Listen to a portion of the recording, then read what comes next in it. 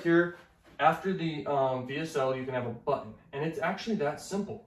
I usually add below that like a little, like it's like a bullet list of all the benefits, okay, that they're getting. Then I have like the disclaimers at the bottom right there, okay, and that's it, okay, for the sales page. Now, after that, after the button, people get sent to the order form, and this funnel is the tripwire funnel. And once again, there's a lot more that would be going on over here to build trust, to build hot traffic. Okay, so if you're sending hot traffic or warm traffic, this funnel is great already. But if you're sending paid traffic that has no clue who you are directly to this, it's going to be very hard to be profitable unless there's another element to the whole game here, is if you have something high ticket in the very back end of your whole entire business. And I mean, like, needs to be pretty high ticket, okay? High ticket money. But the reason why is because, let's say it's like $5 grand or something. Let's say you spend $5 grand on traffic, cold traffic. You send them through your funnel, $5,000 worth of traffic. People buy stuff, okay? They're gonna buy, and these customers get great value from what they purchased. And then you can email them, okay, in your email autoresponder, and they naturally will see it inside probably the back end products you have and stuff. By the way, info products are the best, but this funnel can work for e-commerce and everything, or any industry out there really. But info products are great because it's all profit, you know, so you can basically know your numbers easier, and there's no like margins involved and stuff that sucks. So basically, you have got something high ticket. So you spend $5 grand, let's say you get one sale of the $5 grand thing, you basically broke even right there. Everything else is profit, okay? So that's kind of the game there that works with cold traffic if you just send directly to this. But the other game that works with cold traffic is you send them maybe to a YouTube playlist. The biggest platform in the world is YouTube for content, and you could do long form content and put together a playlist and send traffic directly to the playlist. And this is something very advanced, okay, that I'm talking about. People watch and they binge watch and they spend, let's say on average, everyone spends like 4 hours with you, okay, throughout the process. They're more likely to buy from you if they got value from those 4 hours that they spent watching on average. Some people will maybe spend 10 hours. You should have there is no limit to how much content and hours you should have people spend with you forever, okay? The more time someone spends with you, the higher the chance you have of them buying.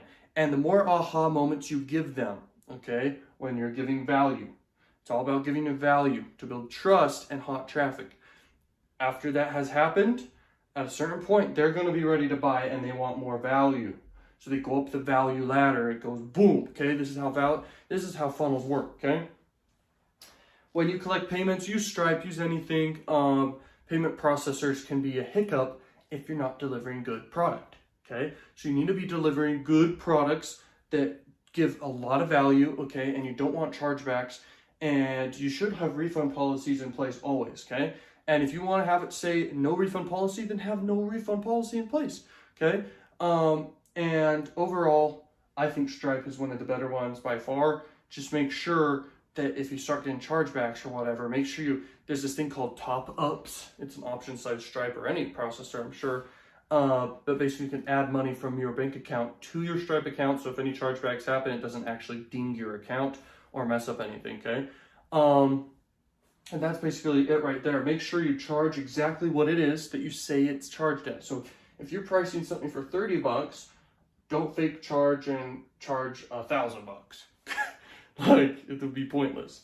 You'd get chargebacks up the yin yang, and it wouldn't work. It just wouldn't work, okay? So you got to deliver great value, keep trust building for long term is the goal. This right here is the order form. Now, a lot of magic can happen on the order form. By default, you should never pass up on doing an order bump. You do have the option always to just pass up on it if you don't want it. But if you can't think of something to do for the order bump, you're crazy out of your mind. You got to think of something, bro. Okay, so you're going to have an order bump. An order bump's kind of like a box with a button and people check it. And you know, it's crazy. It's crazy. Now, let me tell you this. If you are giving the order total, then you're out of your mind crazy. Because no one needs to know what the order total is, but you should tell them right here what they're buying, how much it is. And if you're not saying what the price is or something, then don't overcharge. Do like $9.99 or something, okay? Don't go way too high with the order bump. Unless you say what the price is. This is advanced stuff. This makes money. The order bump can cover the ad cost alone. It can literally cover the ad cost alone. A lot of people do like 37 bucks ish. Okay, do anything below 50 bucks for your order bump. Okay, it works just fine. Definitely give a lot of value for the product that's the order bump. It could be anything. Could be anything, but best for an order bump is just figure out what's the next thing that they would want. Relevant to what you're selling, whatever niche it is in. Okay, best niches are health, wealth, and love niches by far. You can always charge super high ticket stuff in the wealth niche. The wealth niche is a very powerful niche and it has a lot of stuff sub niches. But anyway, the order form, keep it simplistic. Don't have too much stuff you're asking for. Just ask for name, email. Sometimes you can even skip out just getting the name. Don't get the name if you don't want to. But in general, that's what you could do. If you're doing a book, have shipping. People want to know that they may get the book. If you have a physical thing you're shipping, get the freaking addresses, okay? Get the actual mailing addresses. So definitely have shipping information if that's the case. But with digital products, you could just do the name, the email, collecting credit card, and then the order bump below that, and then the buy button. Okay, and that's it. Okay, that's it for that. So the buy now. Now after that, you've got your first upsell. Now the upsell is gonna convert like, it should be around 60%.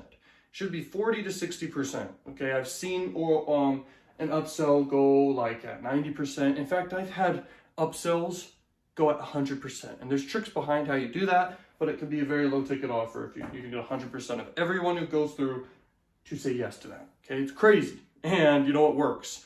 So those are numbers you should be seeing as 40 to 60% though. And you know, it's in direct proportion to how much you're charging right here. So let's say your thing you're charging for is, some people do $1 but, for the tripwire.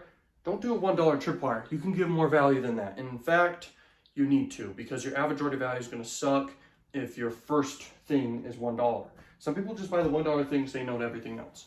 So that's only $1. You need to have people buying at anything above $5 or equal to $5 and higher. Okay, I recommend go all the way as to do like an ebook's great, but who really wants an ebook? People really want maybe an ebook plus video training, like by far. So what you really want to do is you want to give like a course, a valuable course. This is the best thing for a digital product. Plus you can give a bundle of stuff. Make it such a no-brainer, it's crazy. And sell with emotion, okay? Have a story behind and a why behind your business and behind your whatever it is. And name your product a cool name. It's very powerful to do, okay? It's super important. So name your product something very cool and desirable. That's super important. Have curiosity. Add cognitive biases to your sales page. The messaging sells the thing. The offer should always be split tested before colors, before font.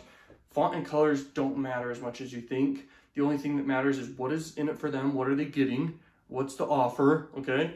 And then the messaging, the story, the stuff that's selling, the marketing behind it, all that. And then last but not least is the actual hooks, the stuff that's bringing the traffic in and the mindset that the customers and the people going to your funnel, the mindset that they're in. This is the most important, okay? So those three are the most important things, okay? The traffic, the people, and you know, your no-brainer offer, okay? So make it such a no-brainer and don't underprice.